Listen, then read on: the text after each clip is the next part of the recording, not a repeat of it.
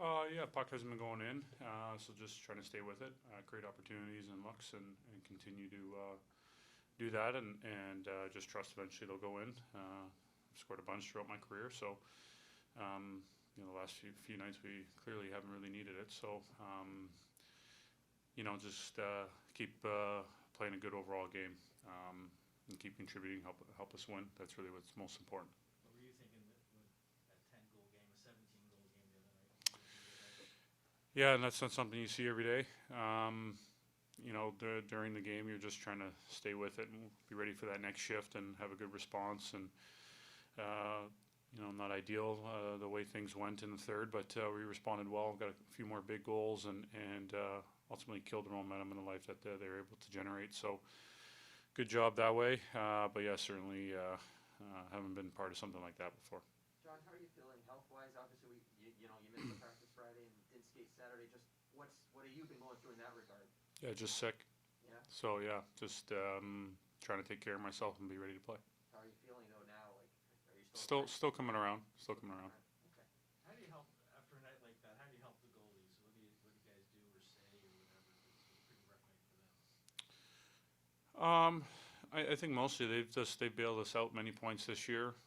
Just remind them of that, and it was our turn to help them out. So it's a long season, 82 games. A lot of different nights, different ways the games go.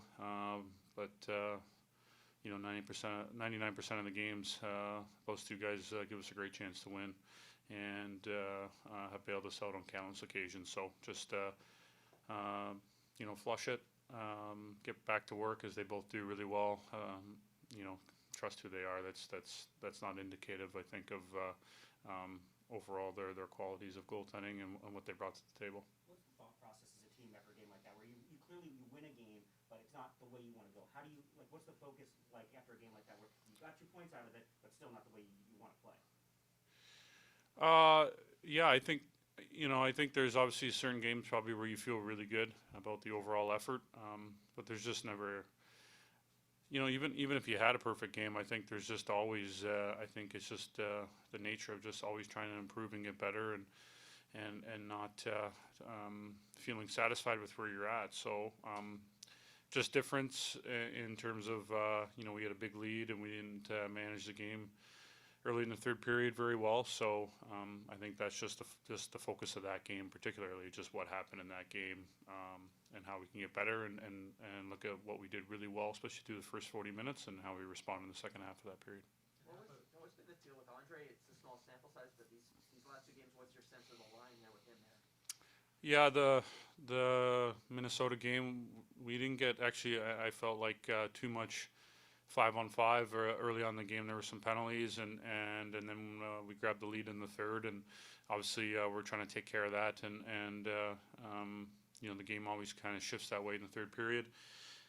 Saturday, thought we had some good looks, some good chances, getting a better sense of who he is as a player, and his style, just playing with him shift after shift. Obviously we haven't had any practice time yet, so just continuing to adapt and adjust, and try to make my line mates better.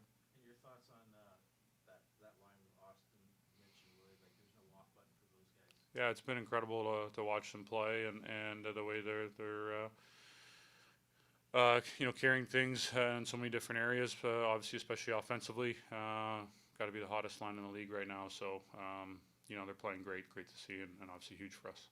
I know you're always looking for different ways to kind of stay ahead of the aging curve. I'm curious if you've taken anything from what Ovechkin's done to continue to produce at the level he's doing at his age.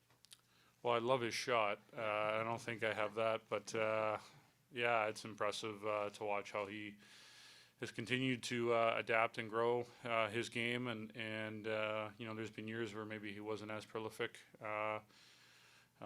scoring wise, or there was talk about his game dipping, and I think that's just kind of, when you play a long time, just the ebbs and flows, and always believing and trusting in your ability, and especially someone like him who's obviously going to be in the conversation as arguably the best goal scorer of all time. So when you have that in your arsenal, it's pretty good, and he continues to be such a force year in and year out.